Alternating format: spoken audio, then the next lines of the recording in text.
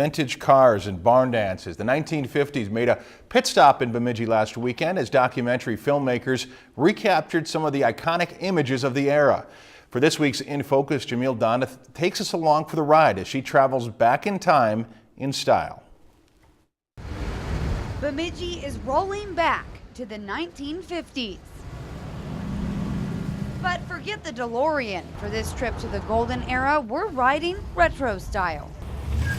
There was an entire culture built around cars, and that's one of the things we're trying to document in this film. Action! Documentary producer Gary Berger and his crew are recreating Bemidji the Middle Years, a sequel to the first documentary, Bemidji After the War. It is kind of nostalgic.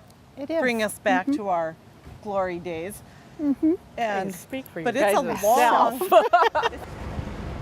Hot rods, classic convertibles, and all the shiny vintage vehicles you can imagine driving down the streets of Bemidji. The cars are beautiful.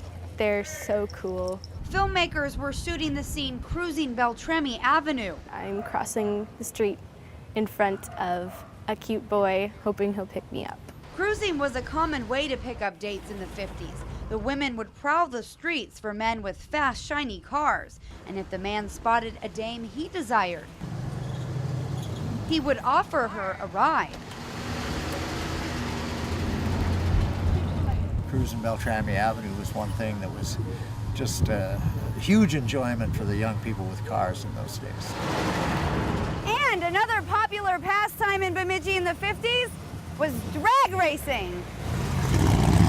50s pastimes were mostly tame compared to now, but drag racing was one thrill that teens couldn't resist. Their lives were built around their cars.